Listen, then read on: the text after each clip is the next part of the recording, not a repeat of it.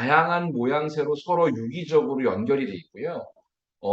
하나 흥미로운 얘기 드리면요. 보통 이렇게 머리 아프시게 되면은 여러 가지 걱정하시잖아요. 근데 사실은 두통의 원인 중에서 거의 90%가 긴장형 두통이라 그래서 요 근육 때문에 오는 거예요.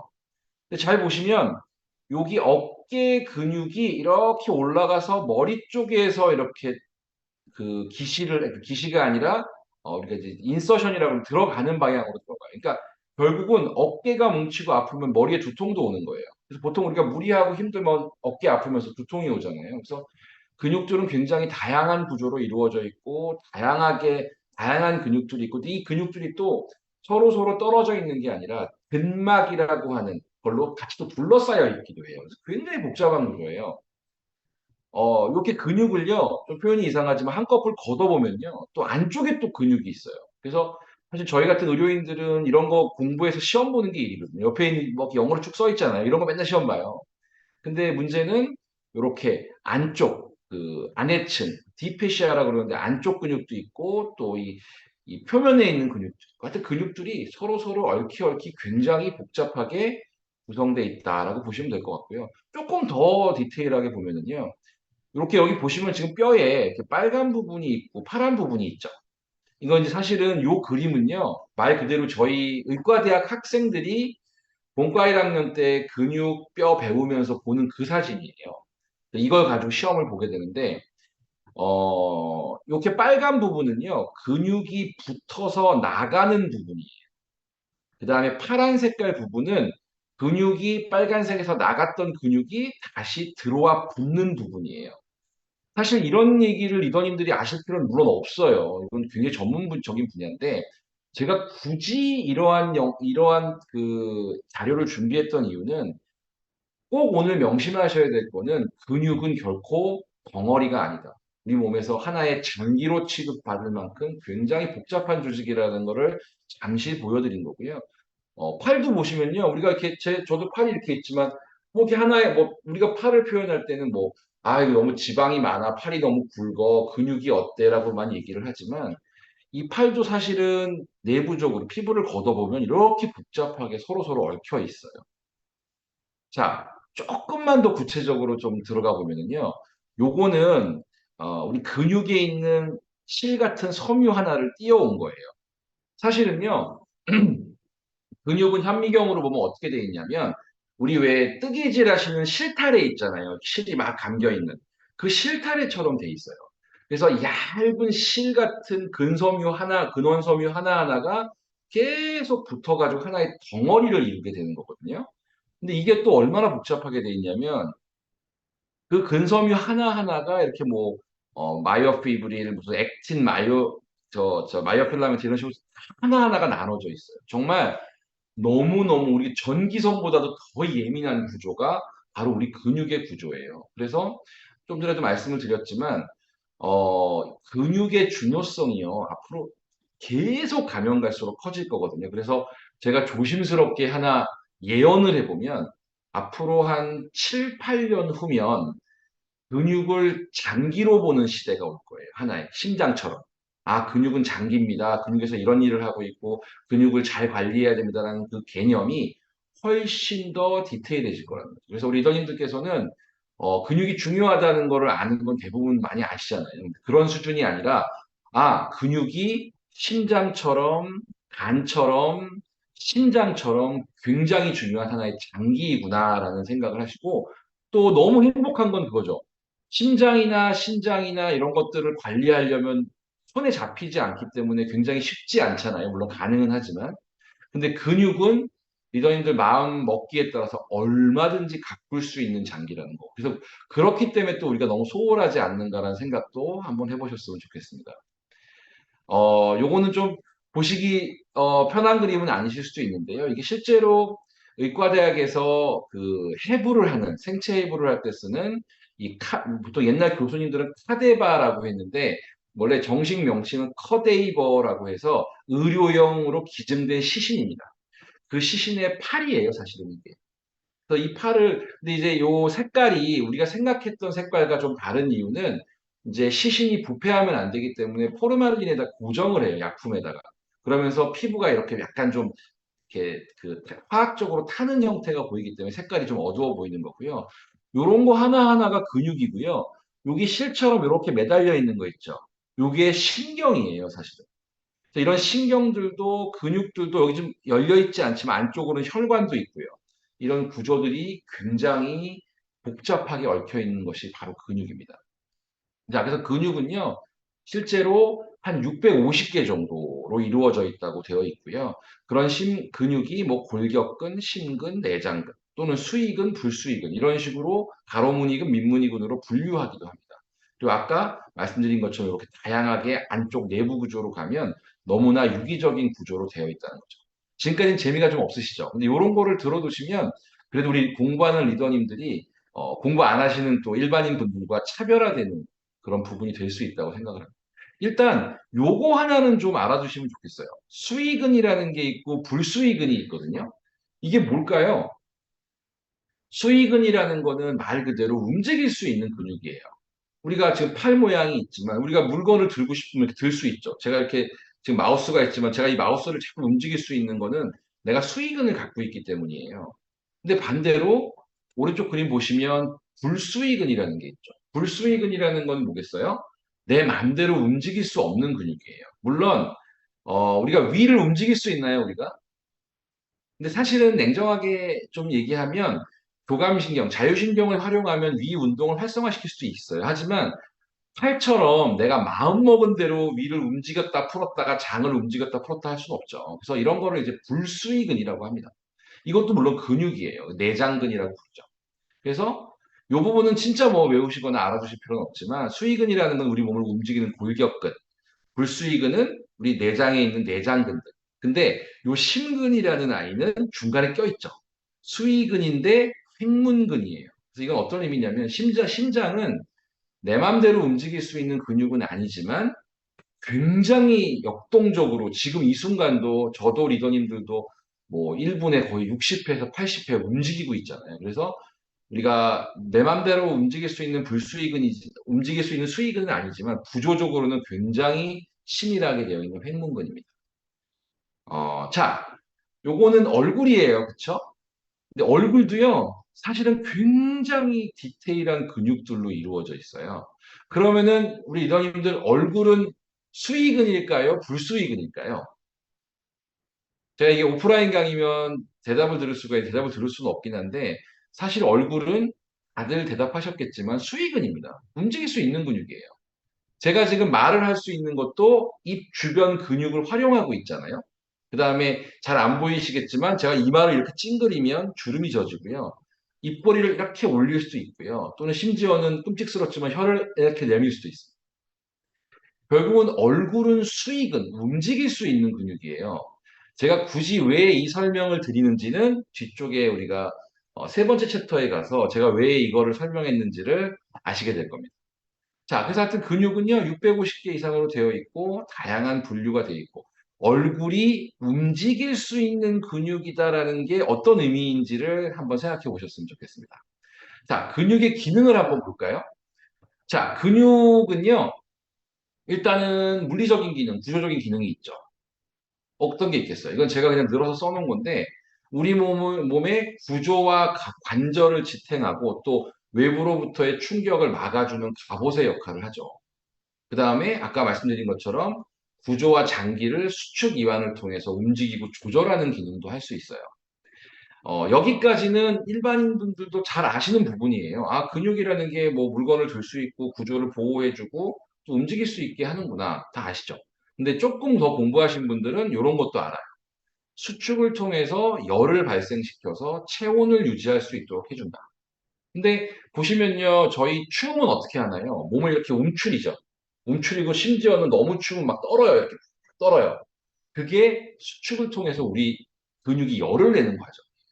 또 우리 추위를 막아주는 어떤 이제 그런 작용을 하는 거죠.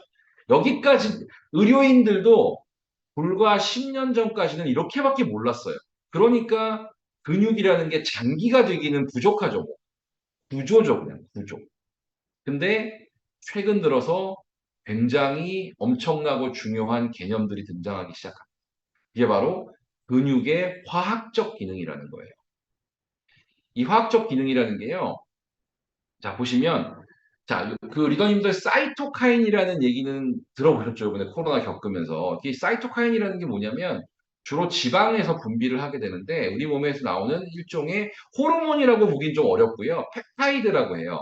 단백 펩타이드인데 뭐라고 조효소 같은 거라고 보셔야 되는데 이 사이토카인이라는 게 나와서 우리 몸에서 뭐 위기를 극복시켜 주기도 하고 반대로 염증을 만들기도 해요. 그래서 이 사이토카인 조절이 되게 중요한데 이 마이오카인이라는 건 뭐냐면요. 근육을 의미하는 마이오하고 면역을 조절하는 사이토카인이 결합된 이유. 그러니까 근육에서 만드는 사이토카인을 마이오카인이라고 하는 거예요. 근데 아마 우리 리더님들 잘 가시는 감기 걸리거나 하면 가시는 병원들이 있잖아요. 거기 내과 선생님들이나 가정의과 선생님들한테 원장님 저기 요새 제가 엊그저께 무슨 강의를 들었는데 마이오카인이라는 게 있더라고요. 근데 그 마이오카인이 뭐예요? 라고 물어보시면 제가 장담할 수 없지만 절반 이상의 선생님들은 뭔지 모르실 거예요. 막 그게 뭐예요? 이렇게 물어보실 거예요.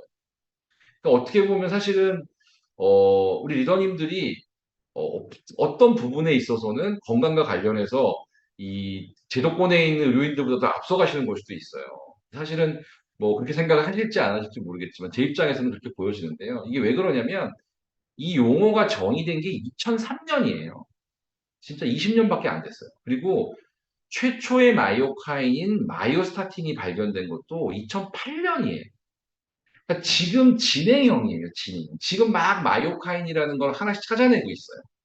근데 찾아내 봤더니 얘들이 보통 얘기가 아니더라는 거예요. 우리 리더님들 왜 마이크로바이옴에 대해서는 지금 너무 많이 아시잖아요. 솔직히 얘기해서. 막 지겹게 들으셨어요. 근데 잘 생각해 보시면요. 우리가 마이크로바이옴을 얘기한 건 5년밖에 안 됐고요. 유산균이라는 표현으로 처음에 캡슐 형태 유산균을 열심히 먹기 시작한 것도 2010년부터예요.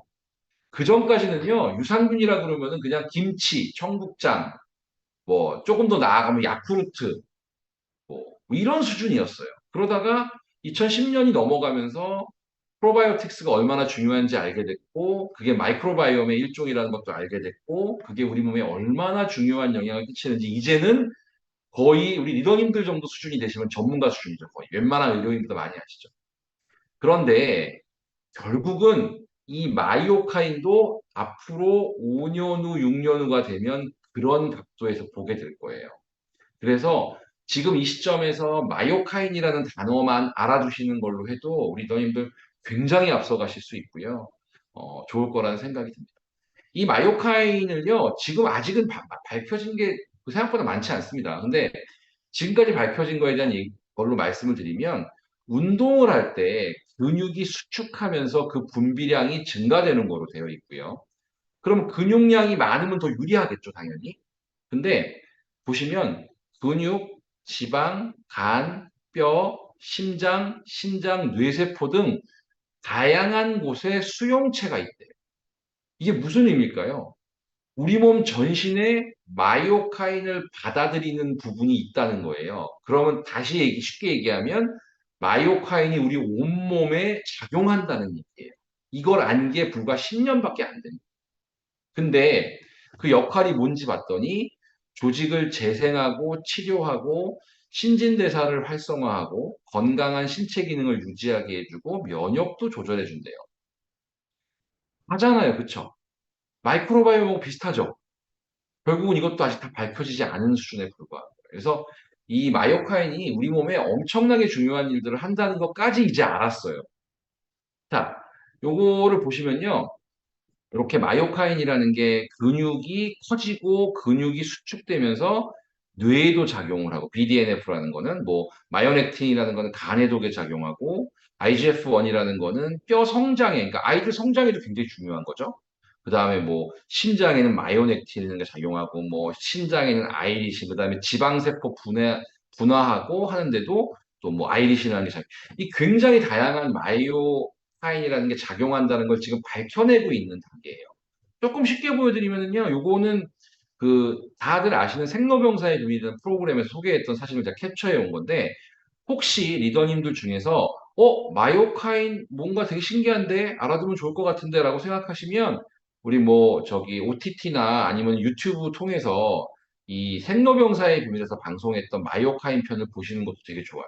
이거는 일반적인 분들이 보셔도 큰 도움이 되고요. 저희 같은 의료인이 봐도 도움이 될 정도로 잘 만들어진 방송이더라고요. 제가 되게 짤짤만 보기는 했는데 아주 좋아서 이거 보시면 뇌에도 작용해서 치매도 예방해주고 내장 지방도 조정해주고 갈색 지방화도 만들어주고 그다음에 췌장에도 영향을 주고 간에도 영향, 혈관과도 연관이 뼈 성장에도 작용할 정도로 마이오카인은 굉장히 중요하고 우리 몸의 축복과 같은 펩타이드, 단백질이다라고 생각하시면 될 것 같고요.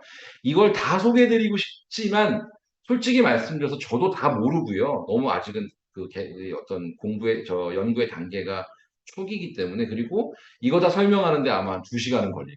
그래서 오늘은 이 중에서 하나만 딱 띄워가지고 아이리신이라고 하는 굉장히 흥미로운 마이오카인에 대한 설명만 제가 샘플로 드려보려고 일단 합니다. 자, 마이오카인 역할 제가 아까 설명을 했지만 간단하게 이렇게 표를 보시면요. 아이리시는 갈색 지방화를 한대요. 이게 뭔지 설명드릴게요, 제가. 네, 비만과 당뇨를 예방해 준대요. BDNF는 해마라는 게 우리 치매와 연관이 있는 그거예요. 해마의 크기 증가에 관여하고 기억이나 학습에도 관여한다고 하고요. 아펠린은 심혈관 대사 노화 방지.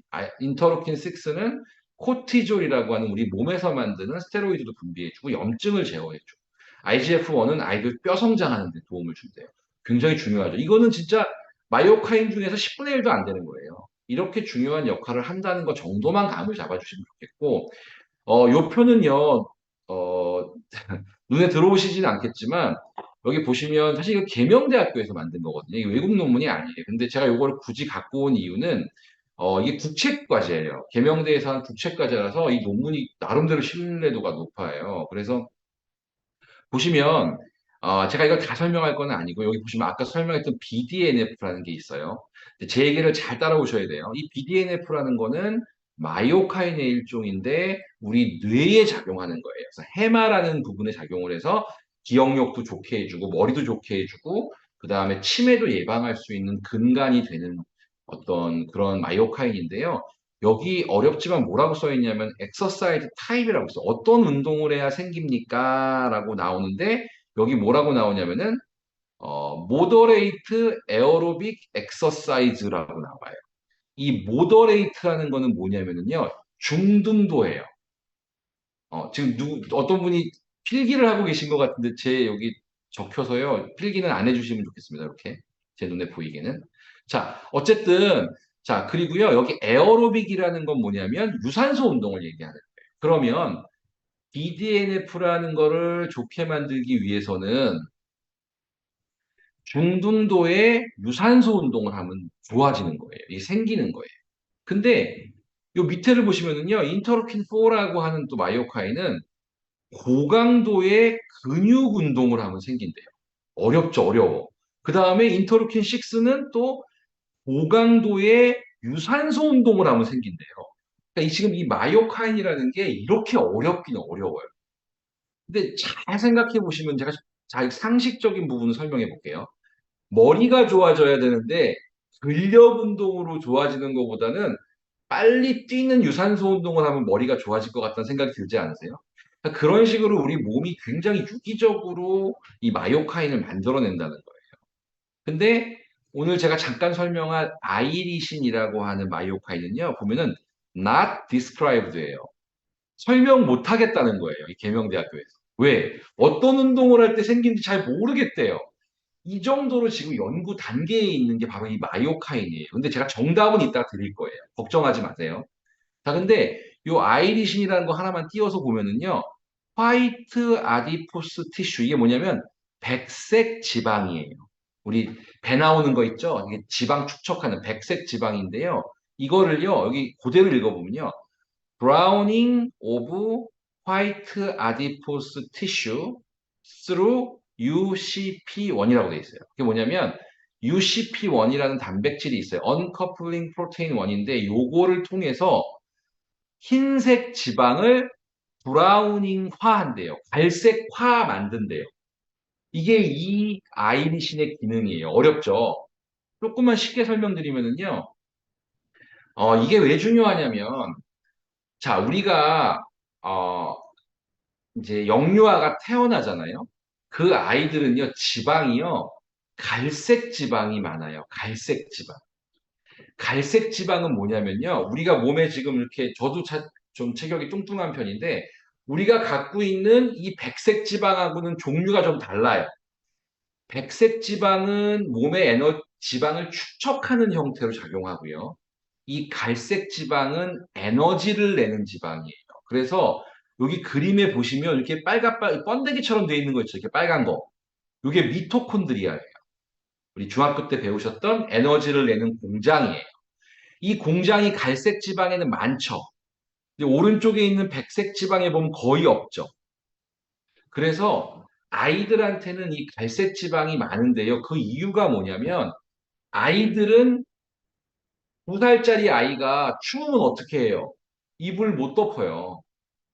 그러니까 이 아이들은 스스로 열을 내는 기능을 갖고 있어야 되고요. 성인처럼 근육이 없어요. 그러니까 이 지방이 열을 내는 형태의 갈색 지방을 갖고 있는 거예요. 그런데 신기하게도 이 아이들이 초등학교 들어가면서 옷을 입을 수 있는 나이가 되잖아요.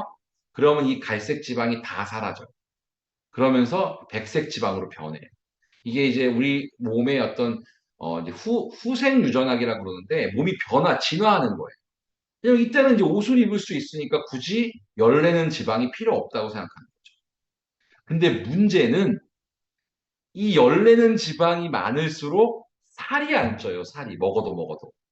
사실 현대인들한테는 이 갈색 지방이 많은 게 좋은 거예요. 그럼 먹고 싶은 거 다 드시고 살이 안 찌니까 얼마나 좋아요. 근데 이 갈색 지방은 나이가 먹으면 없어진다고만 의사들이 그랬어요. 그랬는데 2010년대에 들어와서 봤더니 CT를 찍어봤더니 어떤 사람은 이렇게 흰색, 백색 지방인데 미토콘드리아가 많은 지방을 갖고 있더라는 거예요. 그래서 이거를 베이지색 지방이라고 정의를 했어요, 의료인들이. 근데 이 베이지색 지방이 있으면 몸에 좋잖아. 근데 언제 생겨? 하고 봤더니 운동을 하면요. 이렇게 운동을 하면 근육에서 아이리신이라는 걸 만들어내고 이 만든 아이리신이 피를 떠돌면서 요 백색의 지방을 베이지색처럼 바꿔서 미토콘드리아가 열을 낼 수 있도록 바꾸더라는 거예요. 이게 어떤 의미를 갖는 거냐면요. 우리 리더님들 다 다이어트 하는데 관심들 많으시잖아요. 근데 굶으면은 살이 빠지죠. 고통스럽긴 하지만. 근데 그게 일시적이에요. 결국은 살 빠졌다가 근육도 같이 빠지고 나중엔 도로 쪄요. 근데 만약에 근육을 만드는 운동을 통해서 다이어트를 접근하시게 되면 근육이 기초대사량을 늘려서 살을 빼준다는 것만 알고 계시죠, 지금은. 그런데 그것뿐만이 아니라 이러한 마이오카인, 아이신 같은 마이오카인을 만들어내서 우리 몸이 살이 찌지 않는 체질로 바꿔준다는 거예요. 그래서 근력 운동을 하시게 되면 당장 한두 달 안에 살이 쪽쪽 빠지는 것 같지는 않지만 축적된 근육은 1년 후에 더 이상 살찌는 걱정을 안 해야 하는 체질로 만들어준다는 거죠. 근데 여기 흥미로운 거 하나 보시면은요. 자, 운동 옆에 뭐가 있어요? 콜드. 이게 뭘까요? 추우면 나온대요, 이게. 그래서 되게 재밌는 흥미로운 얘기지만 좀 춥게 살면 살이 덜 찐다는 거예요. 신기하죠? 근데 현대인들은 어때요? 조금의 추운 것도 참기 어려워하고요. 조금의 더운 것도 참기 어려워하고 편한 상태로만 하려고 하죠. 그래서 결국은 우리 몸을 좀 힘들게 만들 때 우리 몸은 축복을 받게 되는 거예요. 지금 사실 제 여기 그 리더님들 사진 중에, 화면 중에서 5분의 화면만 제가 옆에 띄워놨는데 벌써 제가 그 중에 누구라고 말씀은 안 드리겠지만 한 분은 지금 이 스피닝 하고 계세요. 진짜로 앞서가는 분이죠. 이 강의 듣는 것도 고통스러운 건데 스피닝을 하면서 강의를 들어요. 이분들은 뭐 사실은 저희 같은 의료인보다도 단계가 높은 분들이죠. 그러니까 그렇게 삶을 살아야 된다는 이야기를 좀 드리고 싶어요. 자, 마이오카이는요, 요 사진이 뭐냐면요. 제가 저희 병원에서 이렇게 아래쪽을 탄천을 찍은 사진이에요. 저희 분당에 병원이 있는데, 여기 보시면 이렇게 걸어 다니는 분들이 있어요, 이렇게요. 근데 신기한 게 있어요. 제가 이렇게 아래를 이렇게, 제가 사실 동영상을 찍었는데 그걸 못 올렸고, 보고 있으면요. 어떤 분들은 이렇게 걸어요. 근데 어떤 분들은 가볍게 뛰어요. 근데 어떤 분들은요, 필사적으로 뛰어요. 자, 제가 저희 병원에 찾아오시는 연세가 있으신 환자분들한테는 꼭 여쭤보는 게 있어요. 어르신, 요번에 2달 동안은 운동 좀 하셨어요? 그럼 뭐라 그러는 줄 아세요? 아유, 그럼 나 매일 만보 걸어. 야, 나는 뭐 그래. 그럼 제가 꼭 여쭤보는 게 뭔지 아세요? 어르신, 그러면 만보 걷고 나시면 기분이 어떠세요? 그 뭐라고 하시는 줄 아세요? 10중 8구는 아유, 만보 걷고 나면 몸이 아주 개운하고 좋아. 이게 어떤 의미인 줄 아세요? 운동을 안 하신 거예요. 운동을. 그러니까 산책을 한 거예요. 산책. 물론 산책도 의미가 있어요. 당연히 에너지 소비가 돼요. 그런데 우리가 오늘 논하고자 하는 건 운동이에요. 운동. 근데 리더님들 반드시 명심하셔야 되는, 사실 뒤에 이제 30분 더 강의가 있지만 오늘 꼭 한 가지 가져가셔야 되는 건 뭐냐면요. 운동이라고 하는 건 하고 나서 힘들어야 돼요. 힘들지 않은 건 운동이 아니에요. 제발 그 생각을 하셔야 돼요. 산책과 운동을 구별하는 순간 인생이 달라지는 거예요. 그러니까 맨날 그러잖아요. 나도 맨날 걷기 운동하는데 나는 왜 살이 안 빠져? 나는 왜 달라지는 게 없어? 운동을 안 하니까 그런 거예요. 그래서 명심하셔야 될 걸 제가 3개를 말씀드리면, 첫째, 운동이라 함은 리듬이 있어야 돼요. 리듬. 하나, 둘, 하나, 둘, 하나, 둘. 이 리듬이 있어야 돼요. 자, 골프는 운동입니까? 아닙니까? 골프는 운동이 아니에요. 스포츠예요. 스포츠. 아, 좋은 스포츠죠. 운동이 아니에요. 자, 운동은 원투, 원투 리듬이 있어야 되고요. 두 번째, 대칭이 돼야 돼요. 대칭. 그러니까 골프도 심지어 뭐 운동 중에 잘 보시면 뭐 볼링도 다 한쪽을 쓰잖아요. 대칭이 안 돼요. 그 대칭이 안 되는 거는 저는 운동으로 정의하지 않아요. 그건 스포츠. 그리고 우리가 왜 일도 왜 육체적인 일을 많이 하시는 분들도 있잖아요. 뭐 택배 하시는 분들도 있고 여러 분들이 계신데 택배는 운동일까요? 아니에요. 노동이에요. 죄송하지만 노동. 왜? 리듬이 없고 대칭이 아니에요. 만약에 택배 하시는 기사님들이 물건을 딱 이렇게 넣고 하나, 둘 이렇게 택배 하시면 그건 운동이 될 수 있어요. 근데 그런 사람은 없죠. 그래서 운동이라는 거는 의료인들이 항상 얘기하는 게 뭐예요? 걷기, 수영, 자전거. 이걸 운동으로 얘기하잖아요. 그 이유가 뭐겠어요? 리듬이 있고 대칭이 되기 때문에 그런 거예요.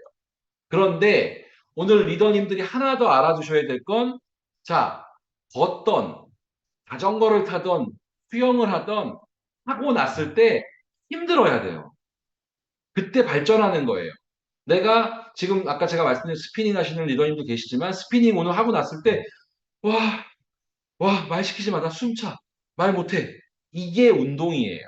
근데 스피닝을 하고 나서 개운해. 그러면 그냥 산책하시. 그 경계를 구분하시는 것이 오늘의 키라고 보시면 됩니다. 자, 그래서 근육은요, 우리 몸에 뭐 여러 가지 방어도 해주고, 마이오카인이라는 거 아셔야 되고, 아이리신이라는 게 좋다는 걸 아셨어요.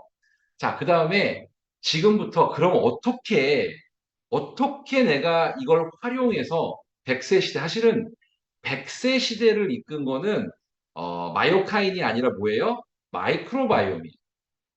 근데 이제 우리가 근육을 키우면 120세 시대로 가는 거예요. 그 120세 시대로 가는 이 근육에 대한 게 구체적으로 어떤 게 필요한지 한번 보자고요. 자, 비만이 건강에 미치는 영향 다 아시죠? 저도 사실 되게 뚱뚱해요. 요새 운동 좀 하고 있는데, 비만이 문제가 되는 이유는 만성염증이 생기기 때문이에요. 그러니까, 비만한 거, 담배 피는 거, 술 먹는 거, 스트레스 받는 거, 잠만 자는 거, 운동하고, 이게 다 만성염증을 만들어요. 그러면 만병의 근원이 되는 거죠. 그래서 체중 조절은 해야 되는 게 맞고요. 현재 우리나라 사람들의 비만율이요, 미국을 거의 따라 마셨어요, 이미. 심각해요, 생각보다. 자, 다이어트와 근육이라고 얘기하면 구조적인 물리적인 이유는 이거죠. 당연히 근육이 있어야 무게를 들 수 있고 스피닝을 할 수 있는 거예요. 칼로리를 소모할 수 있고 그런 단순한 이유도 있지만 아까 제가 말씀드렸잖아요. 화학적 이유. 운동을 하게 되면 마이오카인이 나와요. 근육 운동을 하는데 이 아이들이 결코 그냥 순간적으로만 좋아지는 게 아니라 몸에 우리 뭐 한의사분들이 얘기하는 체질을 바꿔버리는 거예요. 그래서 명심하실 게 뭐냐면은요. 아까도 얘기했지만 운동을 해서 살을 빼면은요. 이거는 오래 가요. 근데 다이어트해서 살을 빼면 반드시 6개월 후에는 원위치가 되는 거예요. 그 체질을 바꿔줘야 되고 여기서 한 가지 더 제가 힘주어서 얘기할 게 뭐냐면은요. 자, 보세요. 마이오카인도 그렇고요. 리더님들 성장 호르몬 뭔지 아세요? 성장 호르몬. 젊어지는 호르몬이잖아요. 이 성장 호르몬이 언제 나오는 줄 아세요? 과격한 운동을 할 때 나와요. 그 다음에 굶으면 나와요. 이게 갖는 의미가 뭘까요? 과격한 운동, 굶었을 때 성장 호르몬이 좋은 게 젊어지는 호르몬이 나온대요. 자, 이게 갖는 의미는 뭐냐면요. 우리 몸이 고통을 받았을 때 그걸 치유하기 위한 호르몬을 내는 거예요. 이해 가세요? 자, 마라톤 뛰는 분들이요. 저는 지금도 솔직히 얘기하면 잘 이해 못 하는데요. 그분들 거의 중독이에요. 하프를 매주 뛰어요, 10km를. 막 연골이 다를 때까지 뛰어요. 왜 뛰는 줄 아세요? 물론 다양한 이유가 있겠지만 가장 근본적인 이유는요. 고통스러울 정도로 마라톤을 뛰면은요. 우리 머리에서 엔돌핀이 나와요. 엔돌핀이. 베타 엔돌핀이라는 게. 그게 왜 나오냐면요. 고통스러우니까 나오는 거예요. 그러니까 고통을 치유하려고 나오는 호르몬들에 우리는 축복을 받는 거예요, 사실은. 그래서 이 마이오카인도 마찬가지예요. 고통스럽게 운동을 할 때, 아, 우리 주인이 힘들구나 해갖고 선물을 주는 거예요, 우리 몸에. 저기, 버텨내세요 하고. 근데 우리는 그 축복을 단순히 고통을 이겨내만 쓰는 게 아니라 우리 건강에도 도움을 주는 거예요. 그래서 운동은 조금 힘들어야 된다. 이 생각은 하셔야 됩니다. 자, 요 사진 제가 가끔 쓰는 사진인데 오늘도 갖고 왔는데요. 자, 두 분이 연세가 같아요. 근데 보시면 이게 두 분의 관계가 무슨 관계 같으세요? 제가 오프라인에서 강의할 때는 다들 얘기하세요. 대부분 뭐라고 하시냐면 그냥 엄마와 딸 같대요. 그런 얘기를 하시는데 사실 두 분은 나이가 거의 같아요. 그쵸? 근데 물론 저는 개인적으로는 저는 이분이 더 편해요. 마음에 들어요. 왜냐하면 이분은 뭔가 내 얘기를 다 들어줄 것 같아요. 근데 이분은 뭔가 만나면 긴장될 것 같아요. 뭔가 우스갯소리지만 중요한 건 뭐냐면 두 분이 같은 나이임에도 불구하고 굉장히 다른 외모를 보여요. 근데 의학적으로 동안인 사람이 더 오래 사는 걸로 돼 있어요. 건강한 걸로 돼 있어요. 왜냐면 피부는 건강의 창이에요, 사실은. 근데 제가 요거를 보면서 두 가지 놀란 게 있어요. 아, 한 가지 특히나. 저는 처음에 두 분의 요 팔자주름이나 여기 마리오네트 라인 이런 것만 집중을 해서 봤거든요. 두 분은 한 15년 차이는 나는 걸로 볼 수 있겠다, 의학적으로도. 그런데 잘 보시면 이분 옷을 보세요. 요 분은 전 똑같은 흰색 옷인 줄 알았거든요. 요 분은 옷이 달라요. 그쵸? 구멍이 뻥뻥뻥뻥뻥 나 있어요, 어깨에. 그래서 처음에 이게 무슨 의미일까 생각을 하다가 잘 보면요. 제가 뭐, 저는 또 남자이기도 하고 잘 이분의 심정은 알 수 없지만 이게 의미하는 거는 자신감이라고 저는 봐요. 자신감. 이분은 뭔가 자신이 있는 거예요. 뭐, 연세가 53인데 뭐 지금 더 예뻐 보이려고 하실 거란 생각은 뭐, 잘 안 들고요. 아, 난 뭔가 자신 있다는 표현 같다는 생각을 했어요. 근데 대부분 이런 사진을 보여드리면 다 이런 얘기 하세요. 야, 그게 다 유전이지. 저게 한다고 되겠어? 50%는 맞는 말이에요. 유전적인 요인이 있긴 있습니다. 있지만, 자, 이 사진을 보세요. 이 두 분은 일란성 쌍둥이에요. 일란성 쌍둥이는 유전자가 어때요? 똑같죠. 100%.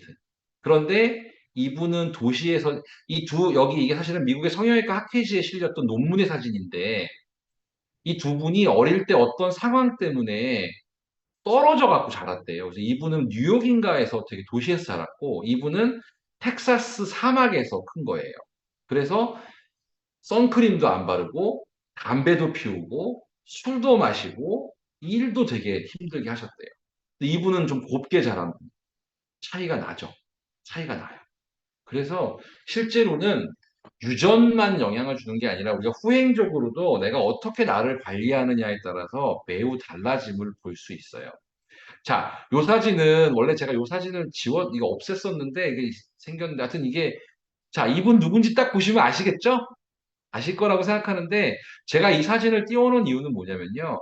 솔직히 이분 얼굴만 안 보잖아요. 팔만 보면 그래도 저는 50대 중반까지 볼 것 같아요. 그러니까 나이를 가늠할 때.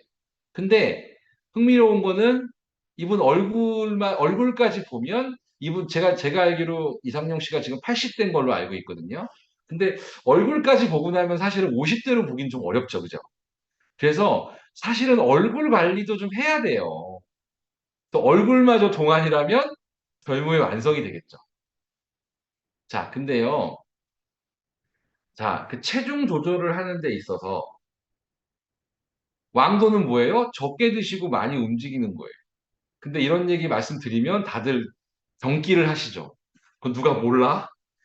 근데 저도 마찬가지고요. 근데 우리가 체중을 줄이는 데 조절하는 데 있어서 이게 정답인 건 사실이에요. 그걸 인정하면서 요령은 좀 찾아볼 필요가 있을 것 같아요. 요령은요. 근데 저는 두 가지를 가지고 왔어요. 아까 말씀드린 것처럼 근육을 키우시라는. 몸무게에 흥분하지 마시고 근육량에 흥분하셔야 돼요. 실제로 저한테 찾아오는 운동선수분들 보면요. 야구하시는 분들은 몸무게가 막 107kg 그래요. 근데 딱 그 사람이 들어왔을 때 이 사람이 뚱뚱하다는 생각 하나도 안 들어요. 왜냐면 근육량이 워낙 많기 때문에. 자, 그리고 또 하나는 생뚱맞긴 하지만 이 마이크로바이옴 열심히 마이크로바이옴은 우리 몸이 살찌지 않도록 도와줘요. 실제로 왜 요새 살 빼는 유산균이라고 많이 판매되는 거 아시죠? 물론 그 유산균은 그 이제 락토바실러스 게셀이라고 하는 균주인데 그 균주가 연구가 많이 된 건 사실이지만 꼭 그 균주 아니더라도요. 마이크로바이옴은 우리 몸에 살을 빼줘요, 기본적으로. 그러니까 균주에 목숨 것이 필요 없고요. 리더님들 드시고 계신 그 유산균 열심히 드신 것만 충분히 도움이 됩니다. 자, 그런데 지금부터 좀 중요할 것 같은데요. 보세요. 근육이 생기는 원리를 좀 아실 필요가 있어요. 제가 아까 고통스럽게 운동하면 근육이 생긴다고 했잖아요.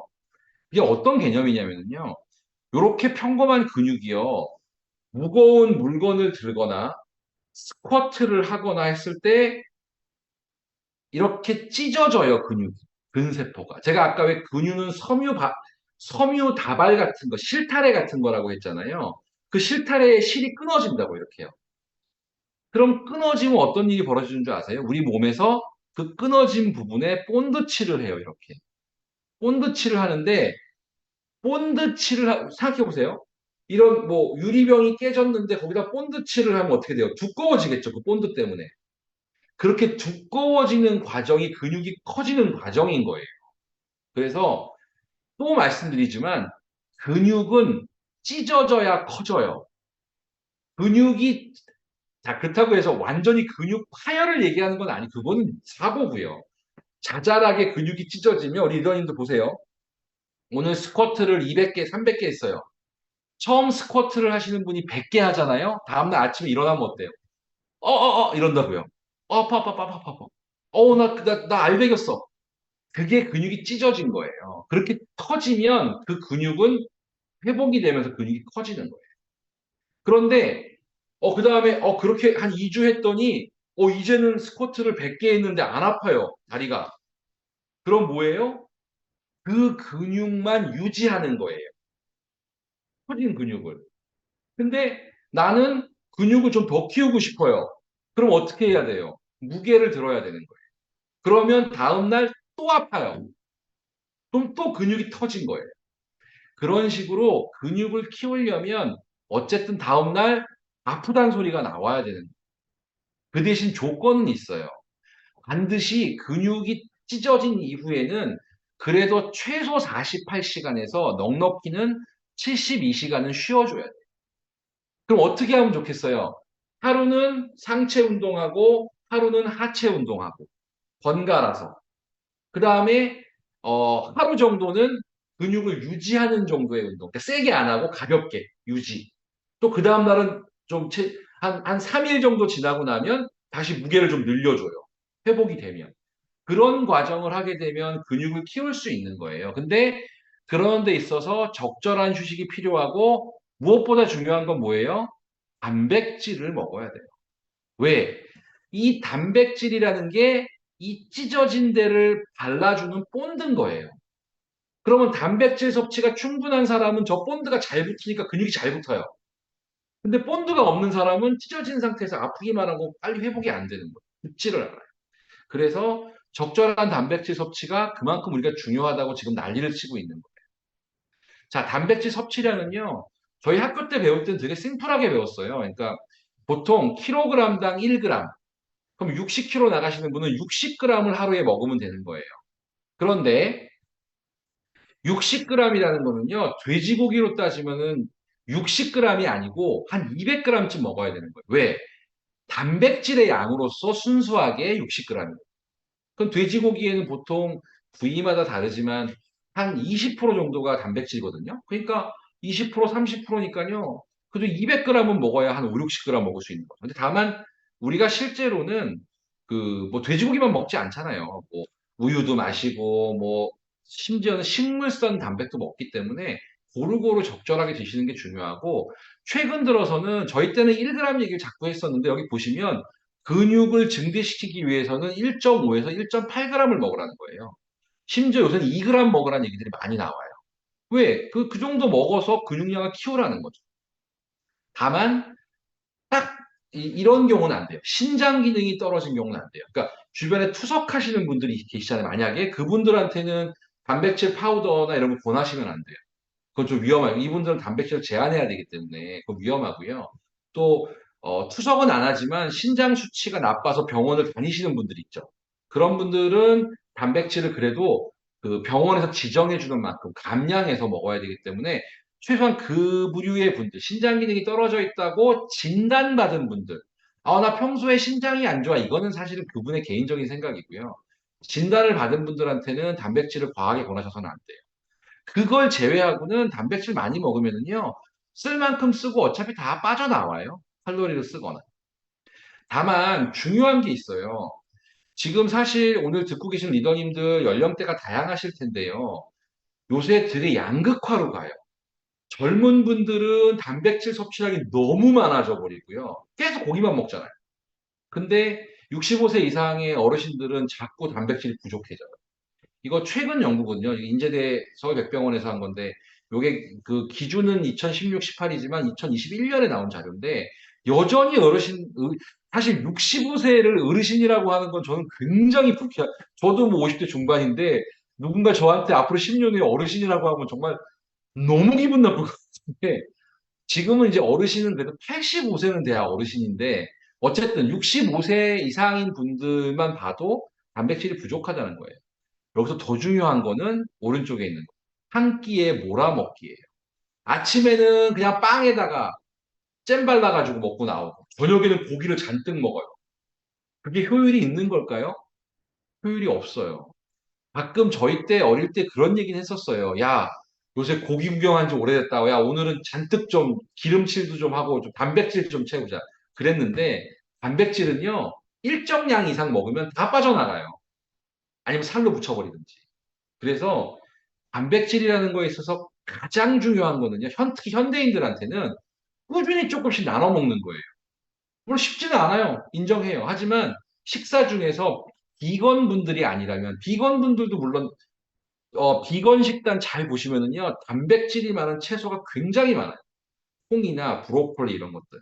단백질은 그만큼 중요한 거고 조금씩 조금씩 나눠 먹었을 때 효율이 있는 거예요.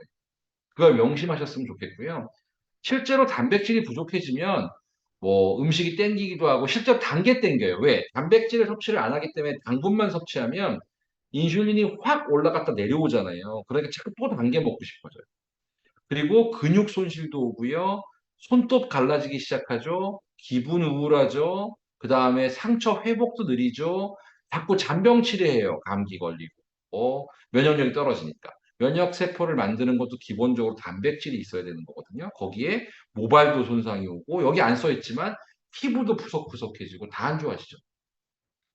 이런 증상을 느끼시기 전에 단백질 섭취를 하셔야 돼요. 다만 꾸준한 섭취가 필요하다는 거를 명심하시고, 우리 리더님들도 왜 무기들 갖고 계시잖아요, 단백질. 그런 것들 우리가 활용해야 되는 이유는 사실은 요즘 고기 못 먹는다는 사람이 어디 있어요. 그거는 건강을 위해서 더 적게 먹지, 뭐, 난 고기 먹을 능력이 안 되라는 분도 물론 계시긴 하지만 옛날에 비하면 줄었잖아요. 근데 저녁에만 이만큼 먹는 고기는 의미가 없다는 거예요. 아침에 요만큼, 점심에 요만큼, 저녁에 요만큼으로 나눌 수 있는 사람이 훨씬 더 현명한 사람들이기 때문에 우리가 따로 제품의 형태로 단백질을 섭취하게 되는 거예요.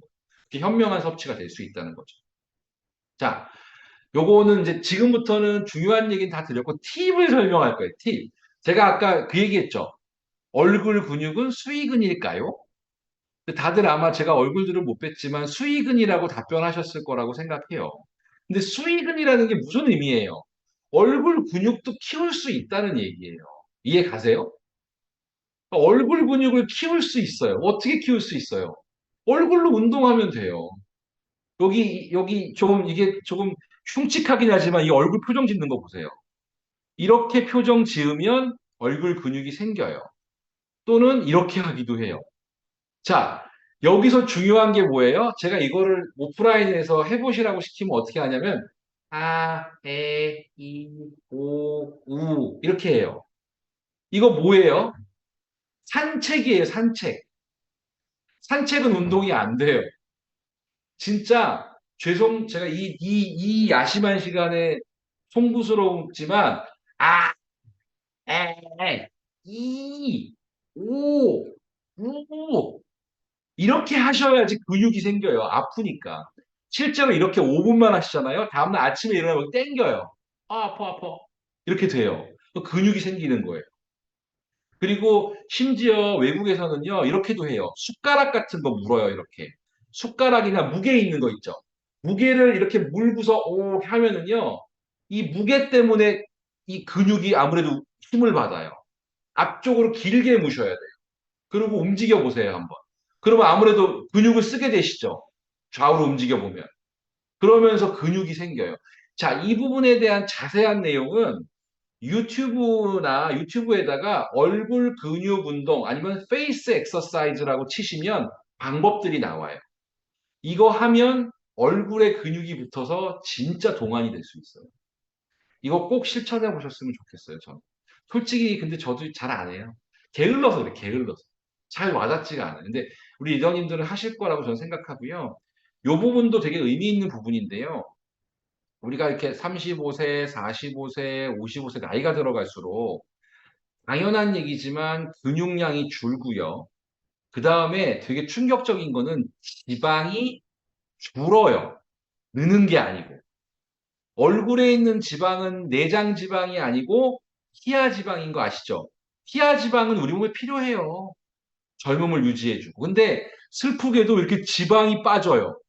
그래서 대부분 저기 미용에 아주 관심 있는 우리 시니어 분들은 어떻게 하세요?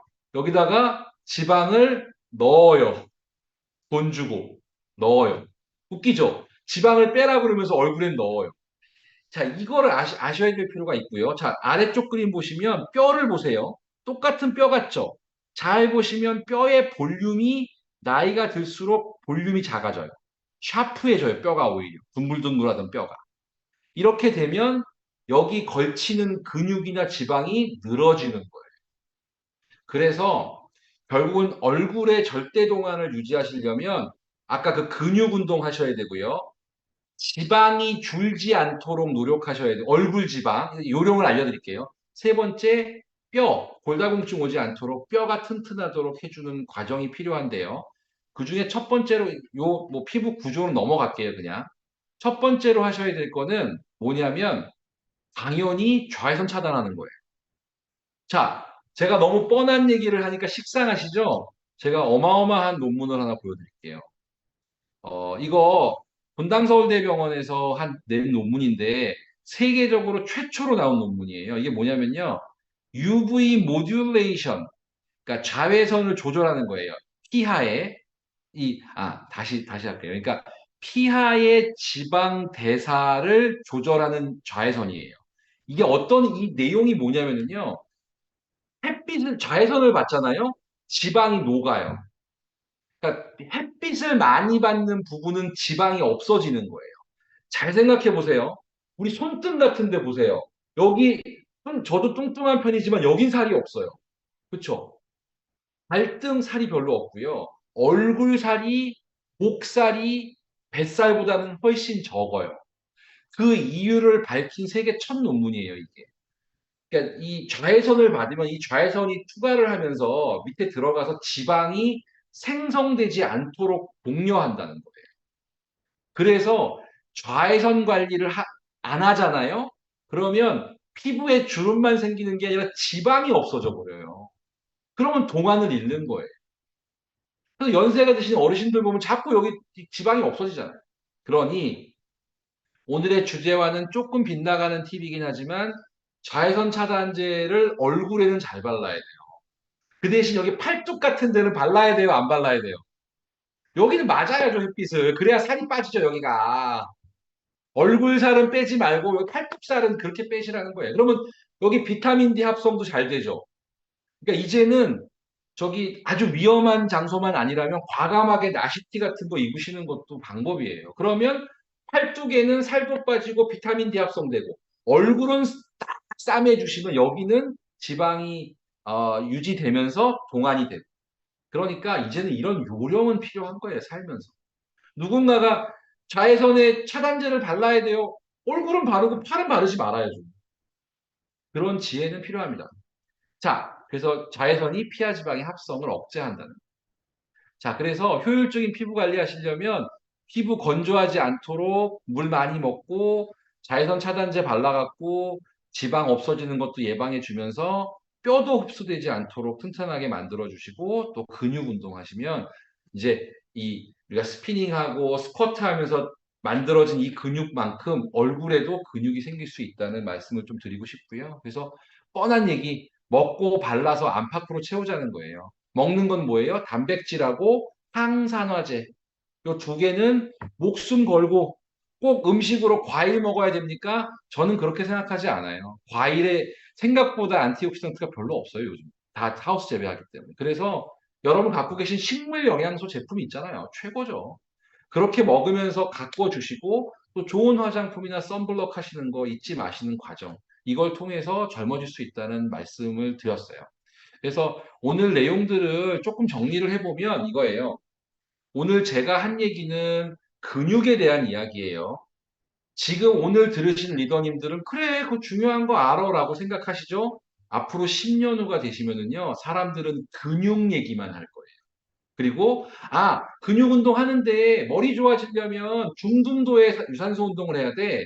그리고 살 빼려면 아이리신이라는 거 만들어야 되는데 그거 만들려면 어떤 운동을 해야 돼. 이런 얘기를 하기 시작해요. 그래서 좀 앞서가셨으면 좋겠다는 생각이 들고 근육 큰 보디빌딩 하시는 분들 보면 옛날에 그랬어요. 저기 무식해 보인다고. 정말 잘못된 생각이에요. 그분들은 진짜 보물을 갖고 있는 거거든요. 그래서 근육은 보물이다라고 생각을 하시고 만드셔야 되고. 근데 다들 호소하시는 게 그거예요. 근육 좋은 거 하는데 너무 만들기가 어려워요. 사실이에요. 근데 근육 만드는 방법은요, 아프면 돼요. 아프면. 아픈 운동을 좀 하셨으면, 좀 표현이 이상한데, 하셨으면 좋겠고, 무리하지 않는 선에서요, 물론. 그러면서 근육이 잘 만들어지기 위해 꼭 있어야 되는 단백질을 먹어야 된다.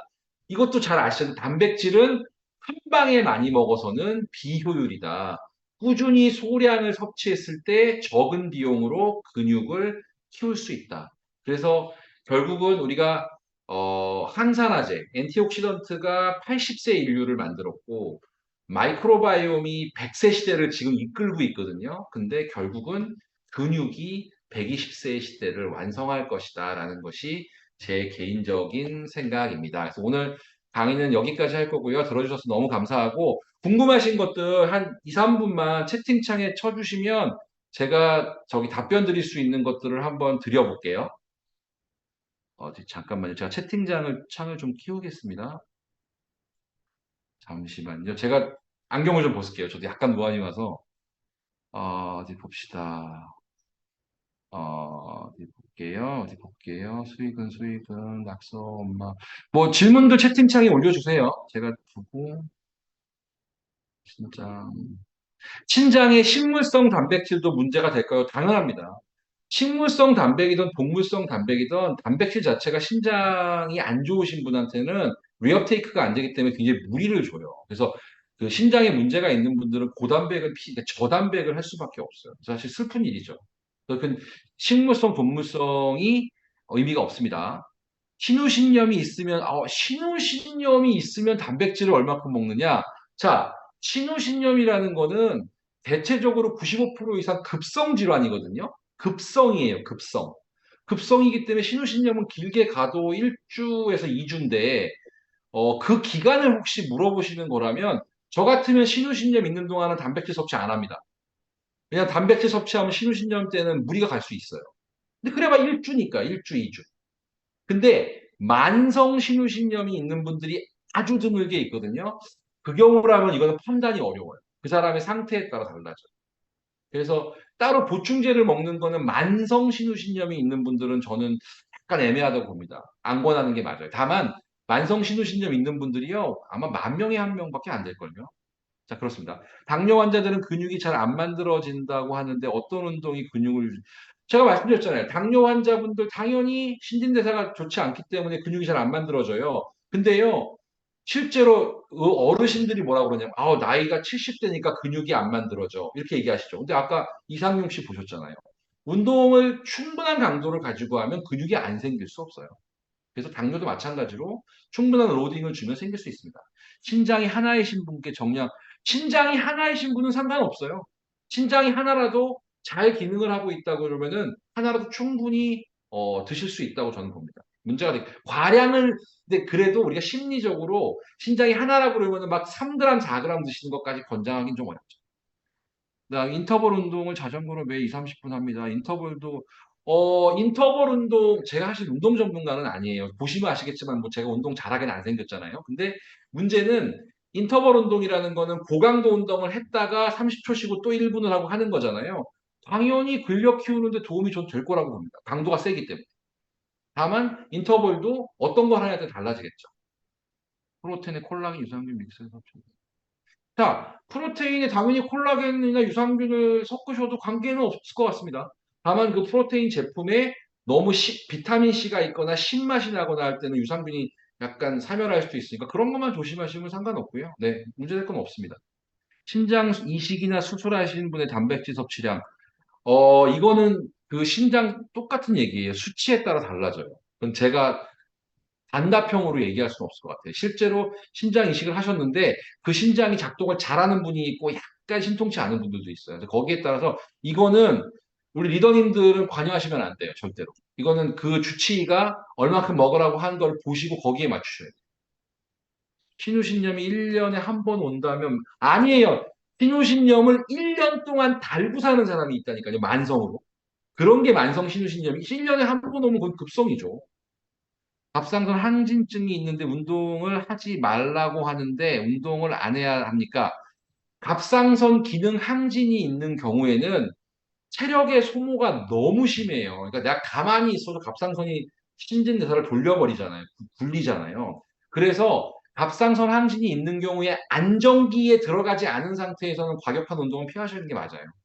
그러나 그 갑상선 항진이 안정되는데 한 6개월 걸리거든요. 6개월 후에 안정되면 운동하셔도 돼요. 척추 질환이 있는데 근력 운동. 근데 그거는 좀 척추 질환에 따라 다르죠. 뭐. 그리고 개인의 능력에 따라 다르다고 봅니다. 저. 근육 무기력 증상의 빠른 근육 무기력 증상이 뭔가요? 운동을 하시고 났을 때 무게 들고 나면은 무력 오는 얘기 하시는 거죠? 빠른 회복은 휴식밖에 없습니다. 그 단백질 열심히 드시고.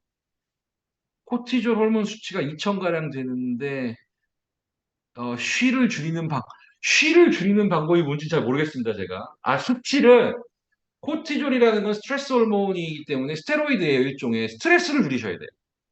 뻔한 얘기해서 죄송하긴 한데 스트레스를 줄이셔야 되고요. 흥분하지 마셔야 되고요. 편안한 마음을 가지셔야 돼요. 흥분하고 일 많이 하시고 스테로이드 호르몬은 올라갈 수밖에 없어요. 크레아틴 수치가 어느 정도 때부터 단백질 수치 개인적인 생각으로는 1.5부터는 줄여야 돼요. 이게 남성 여성이 좀 다른데요. 남성이 1.5, 여성이 1.4 그럴 텐데 무조건 줄일 필요는 없지만 일단은 1.5가 넘어가기 시작하면은 그거는 저기 만성적인 그 신장병으로 접어든다고 보기 때문에 그 정도 수치에서 줄이는 게 맞다고 보여집니다. 물론 그 기준은 좀 다릅니다. 무조건 편편일률화 1.5로 볼 수는 없습니다. 한 2분만 더 할게요. 신장질환 단백질 섭취량이 일반인과 같이 0. 신장질환. 아니, 신장 질환이 있으신 경우에는 주치의가 먹으라는 게 있어요. 병원에 가시면 주치의가 뭐 30% 감량하세요. 뭐 20% 감량하세요. 그 감량 레벨을 따라가셔야 됩니다. 아, 저기, 오늘 여기까지 한다고 주셨구나. 자, 오케이. 자, 오늘은 질문 여기까지 봤고요. 하여튼, 그, 저 1분만 딱 더 주시면, 어쨌든 간에, 그, 근육을 만든다는 거는, 아까 정리를 다시 했지만, 꼭 고통이라는 표현, 통증이 좀 따라올 만한 걸 하셔야 된다는 것이고, 한 번 더 강력하게 주장하는 거는, 단백질 섭취가 꾸준해야 돼요. 한 번에 많이 드시는 걸로는 안 되고, 그래서 뭐, 우리 리더님들은 무기를 갖고 계시잖아요, 실제로. 그 무기들을 잘 활용하시고, 소량씩 정해진 부분들을 나누어 드실 수 있는 지혜가 필요하다고 보여지고요. 하여튼, 근육에 대한 아마 강의나 이런 지식들은 앞으로 계속 저기 업데이트가 될 거라고 보고, 오늘은 고통을 수반한 운동이 나를 살린다는 거 하나 하고, 마이오카인이라는 말이 뭔지 정도만 알아가셔도 굉장히 큰 거를 알아가신 게 아닌가라고 좀 건방지지만 생각을 해보게 됩니다. 자, 오늘 강의 잘 들으셔서 너무 감사합니다. 아, 네, 감사합니다. 네, 감사합니다. 오늘 늦은 밤까지 수고해주신 선미 원장님 감사드리고요. 우리도 오늘 좋은 정보를 많이 얻고, 그리고 우리 리더님들께서도 아, 아파야지 된다. 네. 저는 한 번도 아픈 적이 없어갖고서, 네. 그 말씀 꼭 새겨 듣고서, 네. 100세 시대, 120세대를 위해서 우리가 이제 함께 노력하고 많은 정보들을 통해서 함께 성장해 나가는 그런 그 마지막 FA A7070이 됐으면 좋겠습니다. 갑자기 눈물이 나려고 하네요. 사랑스러운 우리 FA A7070. 우리들도 오늘 마지막이고요. 다음 주 화요일 날 졸업식이 있으니까요. 그때도 꼭 참석해 주셨으면 좋을 것 같고요. 그리고 오늘 마지막으로 우리 푹꼭 영상을 함께 시청을 하면서 오늘 이 시간을 마치도록 하겠습니다. 그래서 오늘 리더님들 뭐, 네, 수고 많으셨습니다. 네.